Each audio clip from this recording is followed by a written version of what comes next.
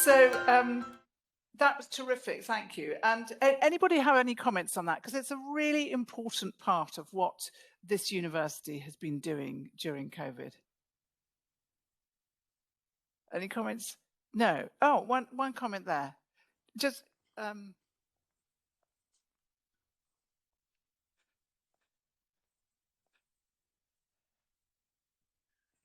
Oh, thank you very much. So I have a comment not just on the outcome of the mathematical projection, but also on the ability to moderate the result of the university, be it in COVID modeling projections or in other AI-driven technologies to the wider public, because I tend to believe that the local population is not able to understand the real added value that you as students are able to deliver, because the media are not sufficiently educated to communicate in an easy way complex elements that refer to mathematics from 3,000 years before Christ to today.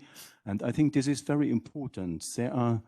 People go to school, they forget about mathematics, they forget about the laws of physics, but what they live and what they use every day, their smartphone, they forget about how this works. And I think it's very important that the university builds an emotional link to the population. So I like a lot your idea that it's not just about explaining technology, but it's about explaining the use of technology and why and how and what is the societal benefit. So, and please allow me one question to Veronique, which is about the AI case for car insurances based on IoTs in the rubber of the tires. I think there's a use case, a very interesting use case, and I would be amazed to know more about this if you can talk about it. Would you like to talk about this? I will help Veronique a little bit here. Yeah, certainly those are interesting use cases. There are many more.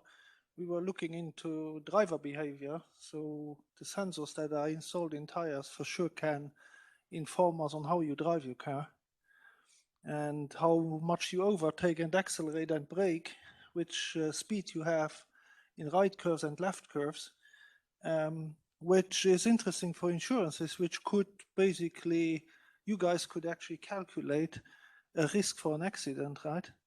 And inform insurance companies about that, and the amount you have to pay for your insurance might depend on how you behave on the road. Wouldn't we just stop buying Goodyear tires? and those are the elements that are available that can be based on tires. But you all know that when you drive your car on the roads, that every 5 seconds the car is communicating with some database somewhere. So somebody knows where you are driving, how fast you are driving, how often you are driving, and where you should not be driving. So it is all known, and it is all those data that you can use for the good and the bad, unfortunately. But the insurances is one application. There are many others. You know, there are companies today buying the data from automotive companies. And getting predictions like where should McDonald's build the next drive-in restaurant, because you have the patterns of traffic, you have the number of vehicles going to a place, you know which vehicles there are. Is it only trucks or is it family sedans with 3 kids going to McDonald's? So all that information is there. You just need to go into it, and I think that's where the bright future is of data science, mathematical modeling. And I want to continue also with the AVA guys. AVA predictions are still important, but data and how we use data is tremendously important for the future of all of us. Terrific, thank Does you. that answer? Yeah, very good. So what we're going to do now is we're going to ask Stefan to tell us what he's heard of the science and where he thinks the gaps are, what he thinks that we haven't addressed. Stefan, over to you. Well, I'll do my best, but I think the easiest would probably be to do that in an interactive way, because I'm probably not the best note taker in the world. So, I mean, what I do remember, and this is what's written on the Speak Up website, which we set up. So there was a lot of talk about what data there was, so how much data, quality, and so on. So that's already one thing. So there is the data part. There is the model part, which is, do we have the right model? This is what was also said just now by Goodyear. And there was then the people side, which was how do we train people in order to be able to make use of this data, build these models, and so on. And there is also the machine side, which the university talked about. So we have machines, we need to build better machines, make them accessible over the cloud. And so, well, to me, it seems that there is a very high level sort of message that there is a communication gap to fill. And I think this doctoral program fills it partially because it is training doctoral candidates that are going to be, probably ambassadors of multidisciplinarity. So that's one part. But I think, as Pierre was saying before, there is a problem of identity of a university that is supposed to explain to the people that knowledge is not such a thing that you forget and you put in the bin and you forget how your phone works, but you know what a capacitive screen is and how it works, more or less. So, and I think for that, there is still a lot of work that our university can do, but I am nobody to make that happen. However, maybe one piece of information that can be of interest to everybody is that there is a master's that is being created at the moment, which is supposed to make a connection between applied mathematics and applications. And I think that's going to be quite useful because we will have a multi-pronged approach with computer science, math, and applications with students that will be placed, let's say, in industry in order to facilitate their knowledge transfer and also vice versa, right? Because I was talking over the break with Alois Foos from IEE, and I realized that Alois knows a lot more than I do, although I'm in the field.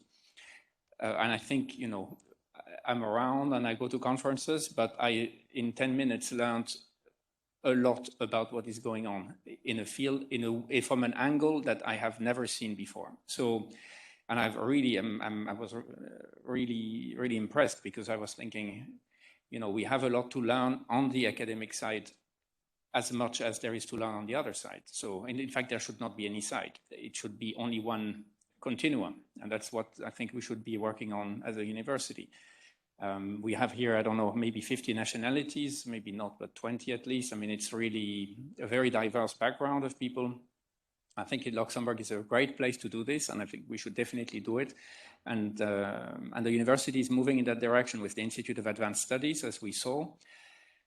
I don't know if you were there yet, but so basically lots of projects that are bridging different fields, which would not be fundable elsewhere. These are very high-risk projects. They would never be funded in a research council. So that proves that the university wants to take huge risks because you put money somewhere, we don't know what's going to happen. And so that's that. It's not really about the science that I've been speaking, because I think everything is so nitty-gritty details. You cannot really report in detail about any of that. It would take a long time, and everybody here is is better qualified than I am to do this. So, so as far as I'm concerned, I think we will continue in this program to work with the board and other colleagues that we work with, in particular with Christophe Ley, who is in statistics, who just joined the university. And I'm hoping very much that these collaborations will lead to huge benefits, simply because people are open-minded and they do not try to, as Vivian was saying, plant their flag in a territory in order to make it theirs. So that would be at least my hope. There is a lot of that around in the world. That's why we have a war at the moment. And perhaps if we did a little bit less of that and a little bit more of sharing and open-mindedness, then we'd be in a better place. So yeah, that has nothing to do with science, but that's my very unprepared analysis.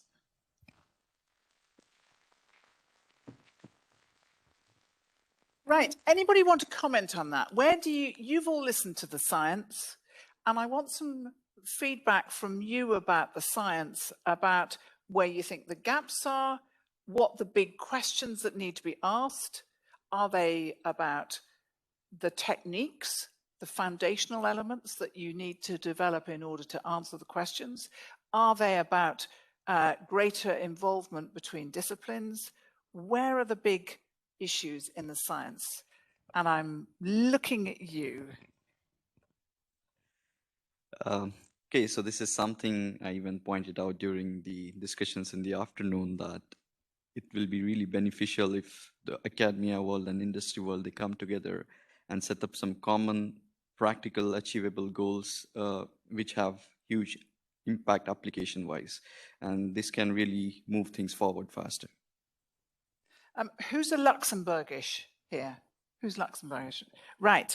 I'm going to come and ask you whether you think that Luxembourg has a very special, I think the answer is yes, by the way, before I even ask you this question, but whether Luxembourg has a special place because it's a very discrete area in which you might be able to try out all sorts of techniques, which could then, so you're a test bed as a whole country. So, as you guessed, my answer will be yes. Good, indeed. good. And yeah, Luxembourg is a country of the very short ways. And here, others differently as for other countries, when the industry wants to engage with academic people, well, there is just one university with whom you would engage. So I think that reinforces this feeling of the short path. And Luxembourg could be like really an experimental lab for various different things, where at a smaller scale, but at a very dense and quite well developed scale, certain, very strong links, transversal links between industry and academia could be tried out. Especially Luxembourg now is also building up Silicon Luxembourg, so there is a huge high-tech startup area that really has, I mean, we have with the horde of startups in Luxembourg City, Luxembourg really is a lot into also these, the domain of knowledge creation, knowledge sharing, and I strongly believe that Luxembourg can play a very particular role in this link between industry and academia, and play a role of a very interesting Guinea pig in that sense, due to its small size and dense ways. Thank you. Andreas, I'm going to come to you for your thoughts on what we've heard today and what you think we should be doing. When I say we, I'm being Luxembourg. Yeah, I mean, reflecting about the contribution that we had today from the industrial side, I am wondering whether the interaction between industrial partners and the academic world, the university, but also the Luxembourg institutes could be to some extent institutionalized, maybe. I see a couple of hurdles nevertheless. So each company has concerns about losing a competitive advantage. So these are, I think there are some factors in place which limit the leveraging that potential that is available.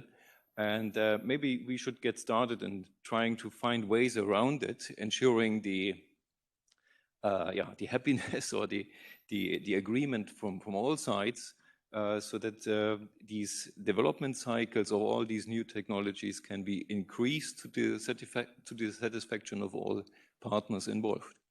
And thank you. And actually, a common language is one of the really important parts of that. I remember talking to a great many manufacturers of medical devices, and they were struggling because none of their devices talked to each other.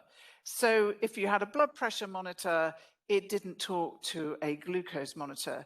And guess what? People often have both high blood pressure and diabetes. And they need, finally, a Bluetooth standard for all the industry to use. And guess what? There's been an extraordinary explosion of connected devices based on that single standard. So that common language is really, really important. I want to come to some of our industry folk here. How many industry folk have we got? Hello again. It's you.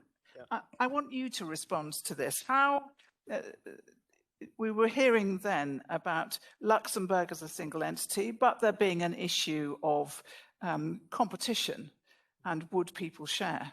Would they share if there was a common platform? I think so. You just gave a perfect example in medical world.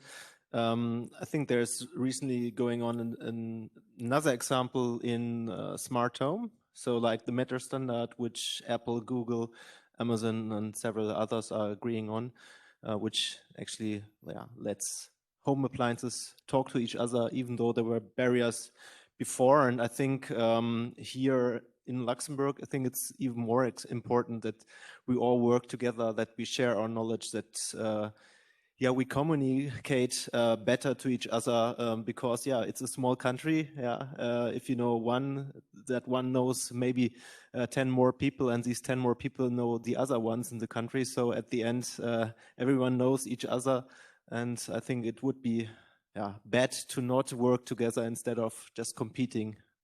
And should you do it in one particular area for which Luxembourg is particularly known? So fintech, for example. It's not my area. Maybe I'm also not so interested into fintech, but I know there's a lot of things going on in fintech, in insurances, of course, in space. A lot of interesting applications out there, where actually a lot of collaboration is already done. And I think in other areas should be some more work to do. Okay, let's also get down to our Goodyear folk here, and our Luxembourgish.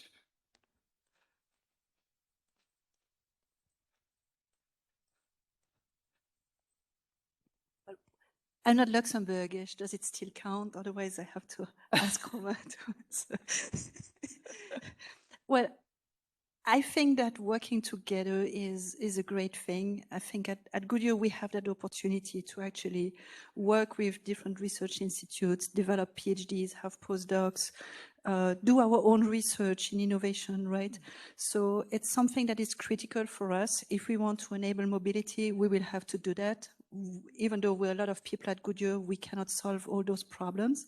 And even our leaders don't know how to solve them. So we need as many brains as we can have. And I think to answer back to the sir up there, I'm not sure we need to do something specific to a given branch, because you could solve a problem at a higher level together, and then see how you can then apply that to tires, to brand engineering, to medicine, to I don't know what else.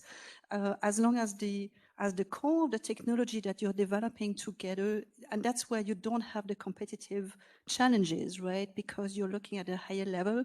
And then, so it's a kind of platform development. Yeah, you develop the rather platform, than... and then every single industry can use it its own way. And I think that would be a great thing, because that's also where we can easily include the university, where you guys want to also work on more fundamental stuff, right? When we do research, there's always a goal in mind around mobility and tires at Goodyear, right?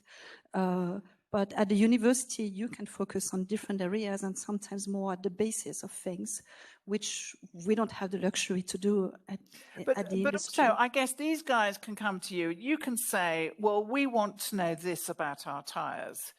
but we're finding it really difficult. And they can come to someone like Stefan and he can say, actually, in order to solve that problem, we need to develop this modeling and this mathematical basis. Would that be true, Stefan?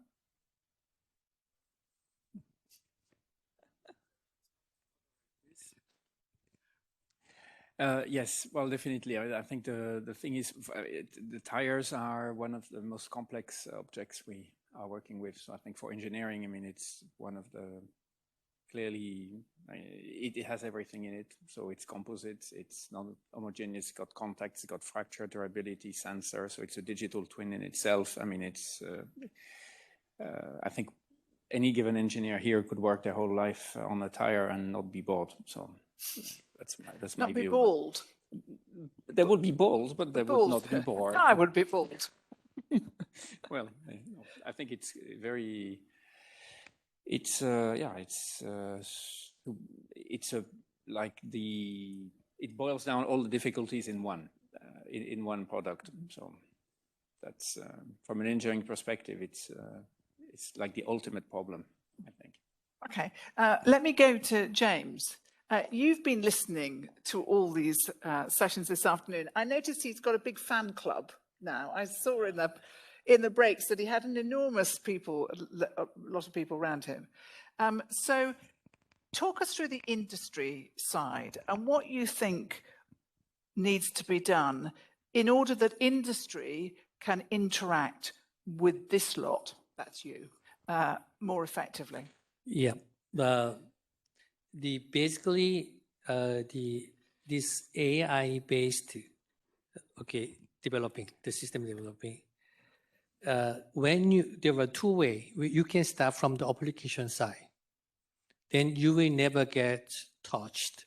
It's the main core engine, which is nothing to do with applications, which is the dealing with only the data. Okay, so that is actually industrial side. They cannot approach these fundamental engines, but then it's something like automatic data improvement, automatic data converting, which means automatic data labeling for the images, NLPs, automatic vectorization. All right, that's what you need. With most of the 90% of the time, they are spending for only these before go to the model. But in the industrial side, you need the model. Is it right? So that is the same thing is what they mentioned from here. We have been dealing with the automobile industry.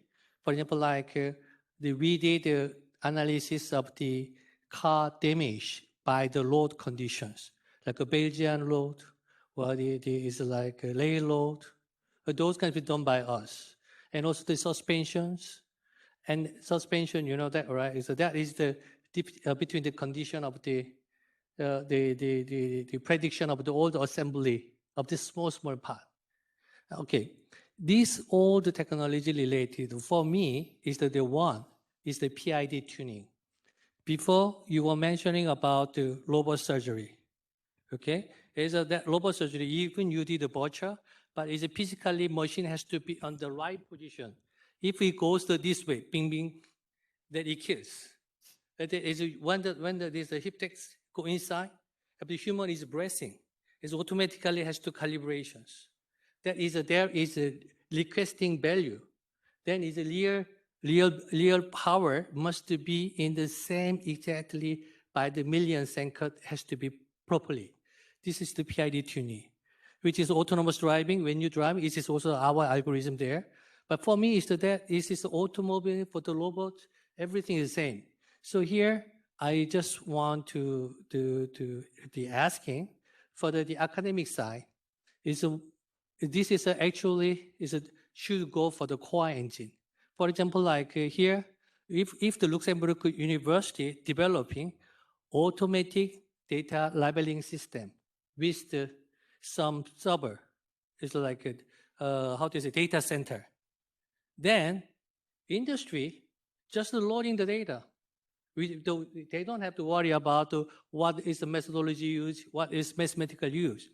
Okay, simple one things. Are you following this? Because it's a fascinating approach that essentially you're the harbor for the data. You develop the data processing side, the data platform, and then industry just say, hello, here is my data about vitamin supplements, or here is my data about tires. Can you solve it? So you become a solution. A 3D data platform. So, for example, like is most of the use of the vectorizations, what we use, we do the NLP, natural language processing. And also the same vectorization we do for the image. The image, the played with the image. So it's the same principal engines, but it can apply, the same engine, but can apply every different sectors, image, IoT, the sensors, and those. And then, and also don't forget this opportunity. I'd like to inform the academy. High accurate AI system must be is like most human-like, as to follow the human creativity. Human creativity is never regular basis, irregular. It's a sensitivity. Then how you made the modeling, if you use rational number, you will never get it done. Okay, this is size. Okay, this is correct. If he say this way, this is also correct. So that you have to play with unlimited number, irrational number. The modeling is mathematical approach. This is also very key points. Okay. Very good. Okay, so Stefan, respond to that.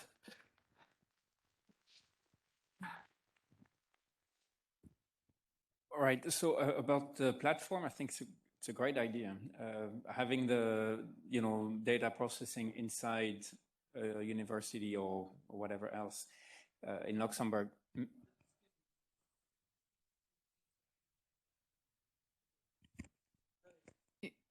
Yeah, I want you to shout actually, because I think the microphone slightly distorts the. The industry, right? One thing is good is that what is the porting? You have a neural network, AI model, right? This deep learning model, you have to put into the melting down at the device, right? Small computer for edge device. Then each edge device in industrial use have already is performed, already there are. They have the CPU based, right? There are chips because they have to play with the cost. If it's a GPU, you are losing money. You cannot sell. So that in this case is the very, very important ground technology is the melting. Okay, deep learning model, how to porting in the device. Porting technology right now is we are very struggling. Because this is very difficult. But those kind of things is, let's say, is academic level. Once you have one, everybody will use it. And then the billions of the industry, it doesn't need a server. We don't need, like a throw away of the existing devices. Yeah, those kind of the porting technology is like a fundamental technology, is the most important technology that I believe. Yeah, they should be in academic. So do you mean that there would be some sort of specific chip that would be made in order to perform certain simulations faster? One case is what we have done, all right? We provide the one algorithm for the company, Irish detection company. This company, they have a special camera. They can zoom in. So from the more than 1 meter distance. Then the problem is that they already have the camera. Then they need if you want to get the zoom of the human, what you have to first do? You have to detect the human, and you have to take the face, and you have to get the coordinates of the eye position. Then you can get the zoom, and then you can detect the iris. But there are so many algorithms there already and operational. So they already have the camera, which is a CPU based. Then the problem is the eye positioning with the mask, very high tech. And then this need like a GPU-based neural network, and then how it can be porting there. If it's not porting, the company is losing is the $10 million because they already buy all the components. No way. This porting means that, for example, like one of our clients is just on discussion with is a Lego, a toy company. Toy company, they have a small, like a toy, they need to put the AI. Then there is a small PC must be inside the toy, right? And this is cannot make it a GPU, $200 or $300 GPU based. They have to do is like a very low level of a CPU based. So this is porting. It depends any kind of the device, the PC or the CPU, whatever. Then need this kind of the fundamental is very important. But nobody until today, I believe, because we have been search. So that's why we have to develop one direction only with the Irish company. But if the academic level have this, then everybody must use. But the industry mostly welcome. Because of this, they cannot use. So they have, I think that you can check with your IT team. They are throw away a lot of the servers, a lot of the devices. Because why? Because of they cannot use. It's the deep learning model or the expensive, right, GPU. So then how you can compete? But there are ways. So this porting technology will be more and more important. So that's why from my view, because for us it's the businessman, so we have to make money. So that is nobody investing money for the list level.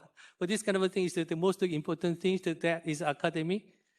So if once you have the University of Luxembourg, you rule the world. You will be most welcome for the existing industrial side. Yeah. There you are. So James has just told you how Luxembourg University can rule the world. And Stefan Bordas can be world king.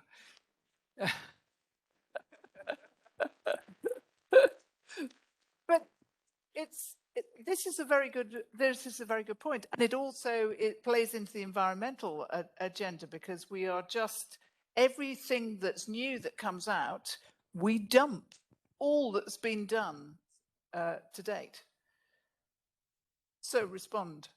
Definitely, including the kings. So I was thinking maybe, I don't know if it's appropriate, but Alois first, would you like to comment maybe on what was said now? I'm sorry to pick on you, but we had such an interesting conversation over the break, and it's so much related, and I'm so feeling inadequate to answer this that I think you're going to do a much better job. Tell us who you are. Well, my name is Alois Schoos, and I'm known through the company IE. IE is an electronics company that has a startup story, and is quite often mentioned as an example of success. So my charge there was really technology. It is a technology company, and it started more than 30 years ago with a handful of people, and has today 4,000 employees worldwide. In fact, meanwhile, I'm no longer in the executive position, so I retired, but I'm still working with the company as a consultant. But I have a quite long experience also in collaborating with academia. So that was one strong point also for success, to find the right collaborators. And that happened, of course, before the creation of the University of Luxembourg. And also today, the company is not only working with the Luxembourg University, but for instance, with, let's take the extreme, ANU and New South Wales University in Australia, because we cannot find specialists for everything here in Luxembourg. That, I think, is also an important point. So we have already quite a broad spectrum here at the Luxembourg University, but you cannot be top in every possible field. And the other important point concerning industry, I would say we have two types of industry, of industries here in Luxembourg. So we have, for instance, the construction industry that has a local market, that has essentially a local market. And that's the case for many people here in Luxembourg. But you have also the worldwide market, the global market. I mean, Goodyear, of course, is a big example because you could not live from the Luxembourgish market. I mean, that's quite clear. That's also the case for IE. And all those companies are competing with the rest of the world. That we should never forget. And of course, they have their collaborations with universities in US, in Asia, or wherever. So that's the important point. And it is not well known within Luxembourg where the University of Luxembourg is really strong. Yeah? And I can extend this comment that also with all the work that the National Research Fund has done, it's still we have still a missing communication here in Luxembourg. And that's obviously a bidirectional problem. Involving also politics, starting with the fact that we have two ministries, one for higher education and research, and another ministry for economy and industry. So there are a lot of fundamental things you can mention. Another point is that we generally do not have an ecosystem for a specific industry in Luxembourg because we are very diversified. So, for instance, IE is not competing with Goodyear. We are definitely in different fields, even if with some products we're also addressing the car industry. So if you look at the spectrum of the Luxembourg industry, you have no direct competition, at least for those with a global market. Yeah? While in other countries, you have a certain number of names, company names operating on the same market. It means also that you do not have the infrastructure you would expect. Yeah. For instance, we established our ship development center in Dresden, in Germany. And there I had the ship packaging company, the other side of the road. I had a ship foundry, quite innovative one, at the end of the road where we were located. So if you go to such an area, you have really an ecosystem for specific industries. That's also something we did not have here in Luxembourg. Now, I could go on explaining Luxembourg for quite a long time, but I will not do that. That's a really helpful intervention, because does it help you understand more about where Luxembourg is in terms of, both, I mean, it's a problem that faces a lot of other countries where, you have several ministries, you have opposing agendas, you don't necessarily have the ecosystem. There's not a lot of sea in Luxembourg for ships, for ship foundry business. But and those points are very well made. Thank you. Thank you.